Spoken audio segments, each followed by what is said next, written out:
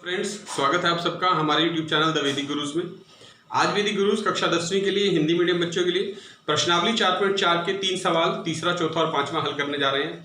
इन सवालों के बाद आज आपका चौथा चैप्टर भी समाप्त हो जाएगा और इसके बाद हम पांचवा चैप्टर शुरू करेंगे। पांचवें चैप्टर के जो भी वीडियोज हैं समांतर श्रेणी के, वो सबसे पहले आप तक मिले, इसलिए आपसे रिक्वेस्ट है आप YouTube से वैदिक गुरुज के चैनल को अभी सब्सक्राइब करें और बेल आइकन बटन जरूर दबाएं। तो आइए शुरू करते हैं। प्रश्नावली 4.4 का तीसरा सवाल देखिए, लिखा है, क्या एक ऐसी आम की बगिया बनाना संभव है जिसकी लंबाई चौड़ाई से दुगनी हो, यानी जो लंबाई है वो चौड़ाई से डबल होनी चाहिए और उसका क्षेत्रफल 800 वर्ग मीटर हो। ये हमें शर्तें दी हुई हैं दो।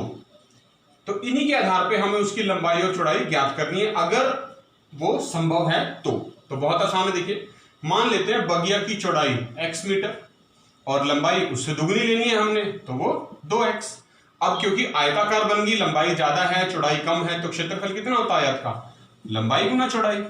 मान रख दीजिए आप, लंबाई कितनी है 2x गुना में चौड़ाई कितनी है x और क्षेत्रफल कितना है वो हमें दिया हुआ है प्रश्न में 800 वर्ग मीटर। तो देखिए 2x गुना x कितना हो गया, 2x की 2 बराबर में 800। तो x की 2 का मान कितना आया 800 बटे 2, ये कट जाएगा, 2 चौके 8, 0 0, 400 आ गया। तो x की 2 बराबर 400 आ गया। तो x का मान कैसे निकलेगा, ये वर्ग उधर जाके वर्गमूल बन जाएगा और प्लस माइनस का चिन्ह लगाएंगे। तो x बराबर प्लस माइनस 400 के गुणनखंड लिखे तो 20 गुना 20 लिखे जा सकते हैं।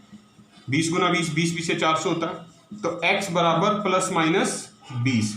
तो देखिए प्लस माइनस दो चिन्ह आगे, एक पॉजिटिव एक नेगेटिव। तो हमने क्या करना है, जो x है हमारा वो प्लस का 20 आया और एक x आया माइनस का 20। तो ये तो ऋणात्मक है, ये ऋणात्मक है, तो इसका मतलब x क्या था हमारा, चौड़ाई थी, यानी जो चौड़ाई और लंबाई है वो ऋणात्मक नहीं हो सकती। तो लिख देंगे चौड़ाई ऋणात्मक नहीं हो सकती, ठीक है, इसलिए ये तो छोड़ देंगे।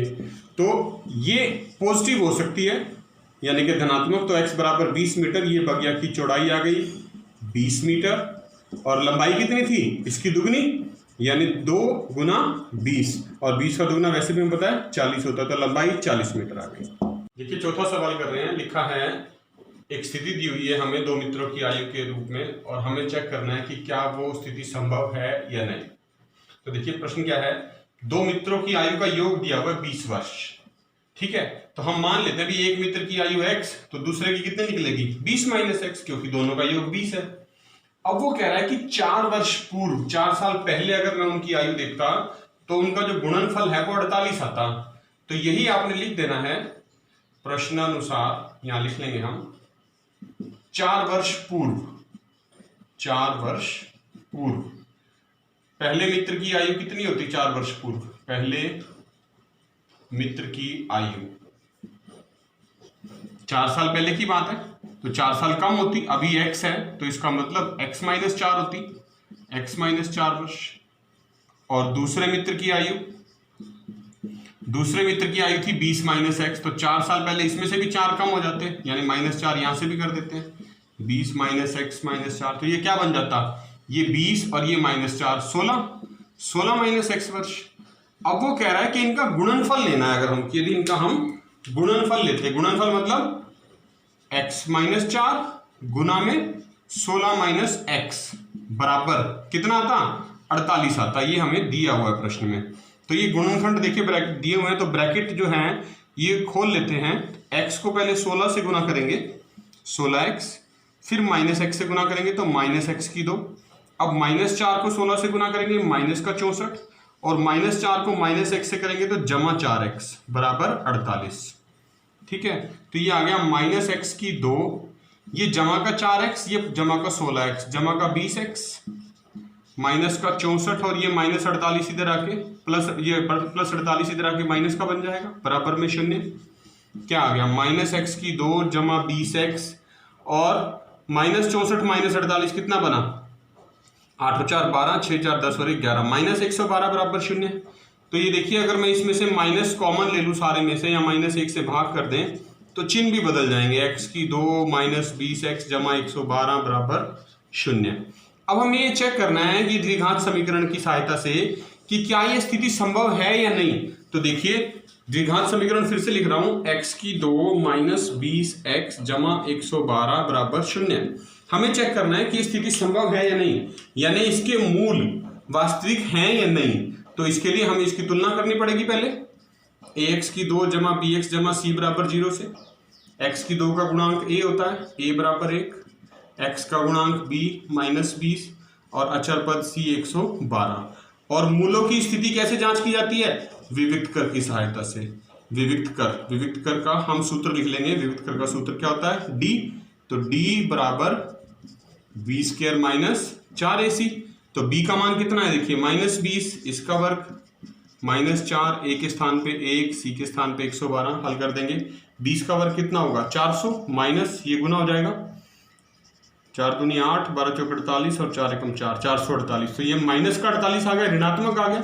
ऋणात्मक मतलब 0 से कम, माइनस 48 0 से छोटी संख्या है। तो इसका मतलब क्या है?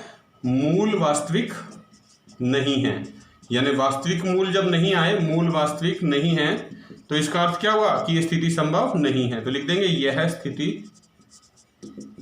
संभव नहीं है, यह स्थिति संभव नहीं है। ये 5वां प्रश्न कर रहे हैं। लिखा है क्या परिमाप 80 मीटर और क्षेत्रफल 400 वर्ग मीटर का एक पार्क बनाना संभव है? और अगर ऐसी कोई संभावना है तो हमें उस पार्क की लंबाई और चौड़ाई ज्ञात करनी है। तो सबसे आसान तरीका यही है, हम पार्क की लंबाई मान लेते हैं x मीटर और चौड़ाई मान लेते हैं y मीटर। अब क्योंकि हमें प्रश्न में परिमाप जो है पार्क का वो 80 दे रखा है, तो परिमाप का सूत्र लगा लेते हैं। परिमाप का सूत्र क्या होता है? 2 ब्रैकेट में गुना लंबाई जमा चौड़ाई। तो देखिए परिमाप था 80, 2 लंबाई के स्थान पे मैंने लिख दिया x और चौड़ाई के स्थान पे लिख दिया y। तो इसको हल कर लेंगे, ये 2 इसके बटे में आ जाएगा, 80 बटे 2 बराबर x जमा y। ये कट गया, देखिए 2 चौके 8, 0 की 0। तो यहां से x जमा y का जो मान है वो 40 आ गया। तो यानी y का जो मान अगर मैं निकालूं तो ये x उधर जाके माइनस का हो जाएगा, 40 माइनस x। तो ये y क्या थी? मेरी चौड़ाई। यानी जब पार्क की चौड़ाई थी मैंने वो मान ली, y बराबर 40 माइनस एक्स निकाल ली यहाँ पर, और लंबाई हमने x मीटर ले रखी थी। अब हम उसके क्षेत्रफल का सूत्र लगा सकते हैं, क्योंकि हमें क्षेत्रफल भी दिया हुआ है प्रश्न में। क्षेत्रफल क्या होता है? लंबाई गुना चौड़ाई। तो देखिए लिखते हैं, लंबाई तो थी x गुना चौड़ाई है 40 माइनस एक्स और बराबर में क्षेत्रफल है 400। तो ब्रैकेट खोल दीजिए, 40x, x 40 से गुना हो गया, माइनस x की 2 बराबर 400। ये दोनों संख्याएं दाईं तरफ ले जाइए, चिन्ह बदल जाएंगे, x की 2 माइनस 40x और जमा 400 पहले से है बराबर में 0। इसके गुणनखंड बना देंगे। अब गुणनखंड बनाने आप सीख गए हैं तो हम सीधे लिख सकते हैं। देखिए 40 के 2 गुणनखंड बनेंगे, 20 जमा 20 x जमा 400 बराबर 0। 20 गुना 20 400 होता है और 20 जमा 20 40। अब आप ये ब्रैकेट खोल दीजिए, बाहर माइनस का चिन्ह है तो अंदर वाला चिन्ह भी बदल जाएगा, माइनस का 20x माइनस का 20x जमा 400 बराबर 0। पहली 2 संख्याएं आखिरी 2 संख्याएं एक साथ लेनी है। पहली 2 संख्याओं में से x कॉमन निकलेगा, x माइनस 20। दूसरी 2 संख्याओं में से माइनस 20 कॉमन निकलेगा, यहाँ भी x माइनस 20 बराबर 0। तो देखिए x माइनस 20 कॉमन आ गया, x माइनस 20 बराबर 0। तो देखिए 2 गुणनखंड बन गए, दोनों को अलग अलग 0 के बराबर रखना, x माइनस 20 बराबर 0, x माइनस 20 बराबर 0। तो x बराबर 20 मीटर और x बराबर 20 मीटर। x क्या था? x हमने मान ली थी पार्क की लंबाई, तो लंबाई तो आई देखिए 20 मीटर। तो चौड़ाई क्या थी? चौड़ाई हमने बताई थी 40 माइनस एक्स, यानी 40 माइनस 20 बराबर 20। तो इसका मतलब वो पार्क बनाना तो संभव है, लेकिन वो पार्क जो है वो आयताकार नहीं बनेगा, वर्गाकार बनेगा। क्यों बनेगा वर्गाकार? क्योंकि देखिए दोनों ही स्थितियों में जो लंबाई और चौड़ाई आई है वो बराबर बराबर आई है। देखा बच्चों आपने, ये थे प्रश्नावली 4.4 के तीसरा, चौथा और 5वां सवाल। आज आपकी प्रश्नावली 4.4 के साथ साथ ही आपका चैप्टर 4 जो हमारा द्विघात समीकरण के ऊपर अध्ययन था वो भी समाप्त हो गया है। अगला चैप्टर हम समांतर श्रेणी 5वां शुरू करेंगे। वैदिक गुरुज आपसे बार बार यही रिक्वेस्ट करते हैं, आपने वीडियो को लाइक करना है, पूरा देखना है और कक्षा 10वीं के जितने भी बच्चे हैं उन सब के साथ इसको शेयर जरूर करना है। और अगर अभी तक आपने हमारा चैनल यूट्यूब से सब्सक्राइब नहीं किया है तो इसे अभी सब्सक्राइब कर लें। वैदिक गुरुज आपसे यही रिक्वेस्ट कर रहे हैं, अपने घरों में रहिए, सुरक्षित रहिए, खूब मन लगा के पढ़िए। स्टे होम, स्टे सेफ, जुड़े रहिए वैदिक गुरुज के साथ। बहुत जल्द फिर मिलेंगे, तब तक के लिए थैंक यू।